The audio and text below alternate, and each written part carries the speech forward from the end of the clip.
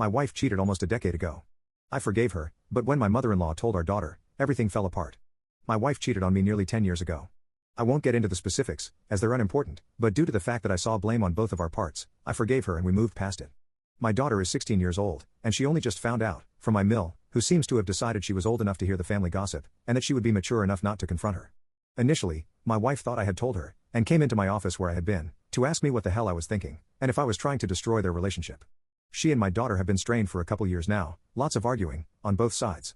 She refused to believe that I hadn't said anything at first until my daughter entered the room and joined in on the screaming that I was too weak and her own mother had sold her out. The fighting went on a long time, and honestly I may as well have not been there, for all the good I did. I tried to step between them when I was concerned, but that only ended with some ringing in my ear, ha. Eventually, my wife left to cool off, and my daughter and I could talk. She wasn't happy with me either, and didn't hesitate to tell me so, but she wasn't screaming or throwing shit anymore, so I just let her get it out.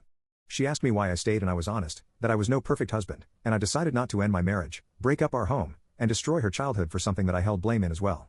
The entire time I was speaking, she just kept watching me with this sad face that made me uncomfortable, but when I finished she just shook her head and said that I needed to leave my wife, and that the cheating wasn't the only issue. She started bringing up every insignificant flaw my wife has. She brought up my wife getting angry at me because I had put too much creamer in her coffee, for example, just trivial crap. I told her as much but she just kept shaking her head. It ended up turning into an argument where she insisted I was some sort of victim, and making some kind of getaway plan. I kept trying to talk her down, but that was going nowhere. I first tried my wife, but found my call went straight to voicemail, so I called my mill to inform her of the situation, but my wife had already made it there, and planned to stay overnight to calm down, because she didn't want to see either of our faces. It's been a few days now and I still haven't seen her, or heard from her, but her mother informs me she's okay, just very emotional. So I'm also scared for my wife. She has had mental health struggles before, and if she's going through that again, I should be there to help. Edit, to the people who have commented, or private messaged me to say I shouldn't care. My wife almost died the last time she had an episode, and I don't think even my daughter, as angry as she is right now, wants her mom dead. My daughter told me she hopes her mother never came back. I'm just feeling defeated, and tired. I've done everything I can to keep this family floating, and somehow I'm still failing.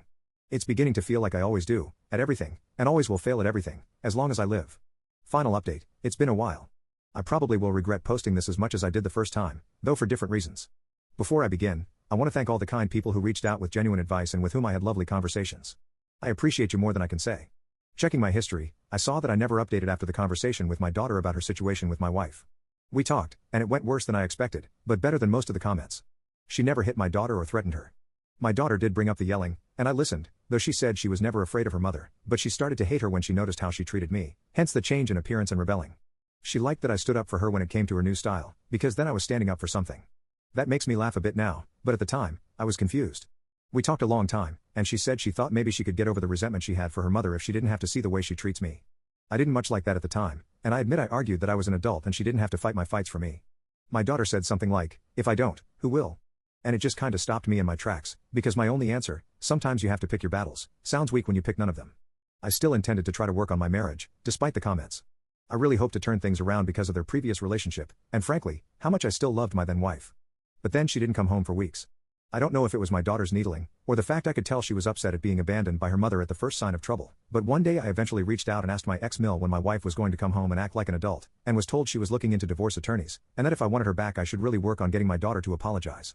It all felt so manipulative, and I just got so angry. I just hung up and spoke to my own lawyer.